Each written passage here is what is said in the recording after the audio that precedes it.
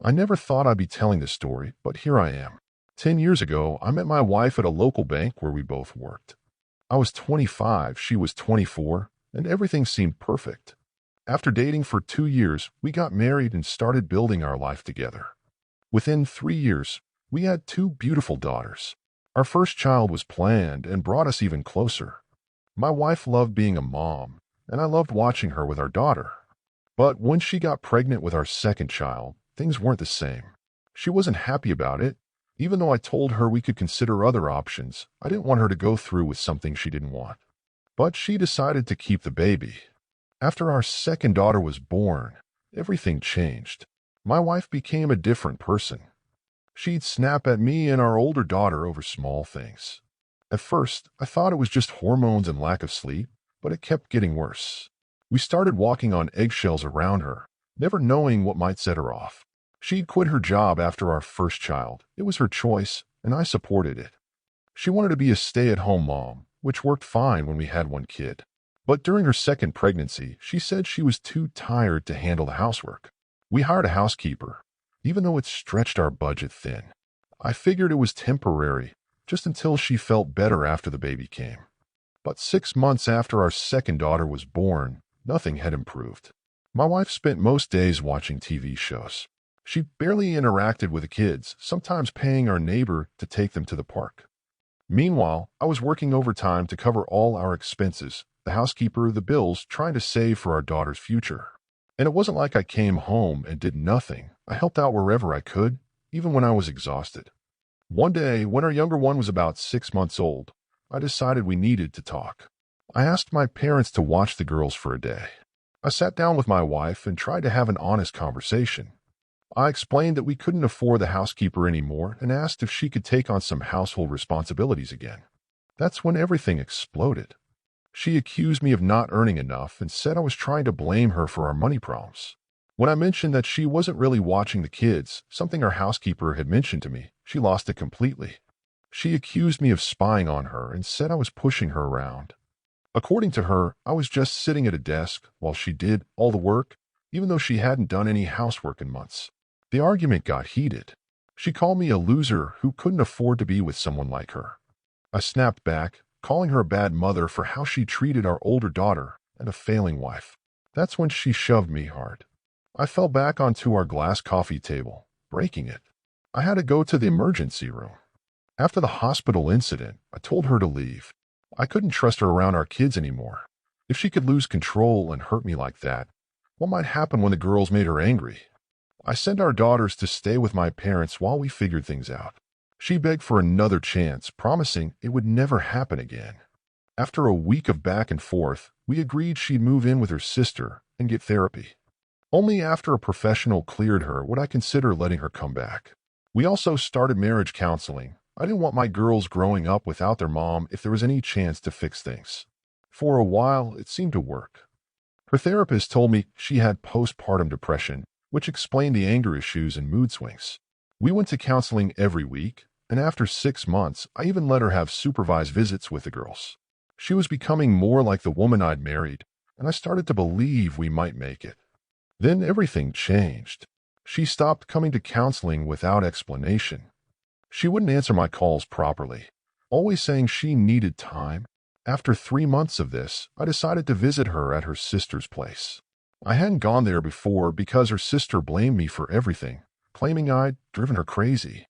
But I needed answers. When I got there, my wife wasn't home. Her sister refused to tell me where she was and shut the door in my face. I tried calling again from outside, but she wouldn't pick up. Something felt wrong, so I walked around to the backyard, knowing they usually left the kitchen door unlocked. I didn't make it to the door. Instead, I found my wife in the backyard, kissing a man I'd never seen before. Later, I learned he was Miles, her high school friend who she'd reconnected with after moving in with her sister. The image is still burned in my brain. My wife, the mother of my children, wrapped around another man while we were supposed to be working on our marriage.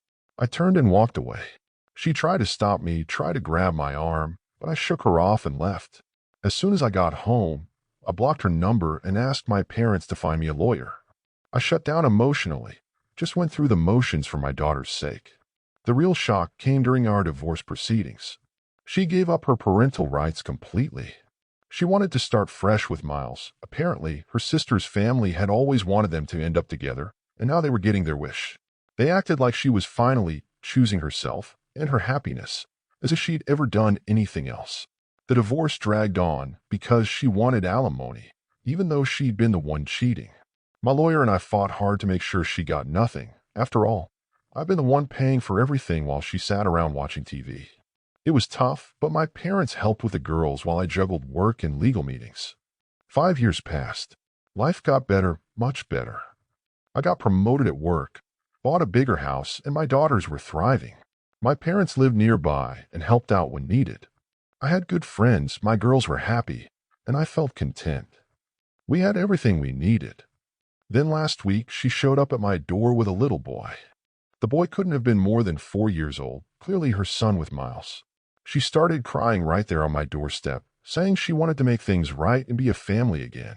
I couldn't believe she had the nerve to show up after all these years, acting like she could just step back into our lives. I told her straight we stopped being family the day she cheated. The divorce was just paperwork, and she'd given up her rights to our daughters. Then I shut the door. I could hear her crying outside, but I waited until she left before heading to work. That evening, my parents called. Turns out they'd given her my new address. They thought it was time for me to give her another chance because the girls needed their mother. They'd been planning this for a month, ever since she reached out to them saying she was divorcing Miles. I was furious. It wasn't their place to make these decisions about my life or my daughters' lives. But they insisted they had equal rights to decide what was best for the girls since they'd helped during my divorce. When I reminded them that she'd sign away her parental rights, they accused me of being selfish and arrogant. A week later, I discovered something that made everything worse. My parents hadn't just given her my address. They'd been in touch with her all along. They'd been letting her see my daughters behind my back for years. The whole story came out. Miles had made her choose, either leave her old family behind completely or leave him. My parents became the secret bridge between her and my daughters. They'd have her over whenever I dropped the girls off at their house, bribing my daughters with toys and candy to keep quiet. They told my girls to call their mother, their friend, if I ever asked about their day. When I asked my daughters about it, they broke down crying. They said they'd been told God would punish them if they told me the truth. I felt sick, not just because of the lies, but because I realized how easily it could have been someone dangerous instead of their mother, and I would never have known. I immediately contacted my lawyer and filed for restraining orders against all of them. The irony wasn't lost on me. My wife had given up her daughters for Miles, meeting them in secret like a criminal, and now Miles was leaving her anyway. He got a job offer in another city and didn't want to be tied down with a family. The restraining orders were granted for 5 years. My daughters and I started family counseling to work through everything. I've increased security at home and at their school. Only I'm allowed to pick them up now. The school knows the situation and keeps an extra eye on them. My parents and ex-wife looked angry at the court hearing, but I don't care. I'll block them everywhere and warn my friends not to pass any messages. I'm working from home for now, just to be safe. All I want is for my daughters to be happy and safe, and I'll do whatever it takes to make that happen. Looking back, I realize that sometimes the worst things that happen to us end up saving us. If she hadn't left, I might still be stuck in that unhappy marriage, walking on eggshells in my own home. Now I have a peaceful life with my daughters, a good job, and real friends who don't lie to me. It's not perfect, but it's ours, and nobody's going to take that away from us again. Thank you for watching. If you enjoyed this story, please hit that subscribe button to help us reach our goal of 1,000 subscribers. Don't forget to give it a thumbs up and share it with friends or family who might enjoy it too. Your support means a lot. And if you have any thoughts, questions, or story ideas, drop them in the comments below. I'd love to hear from you. See you in the next story.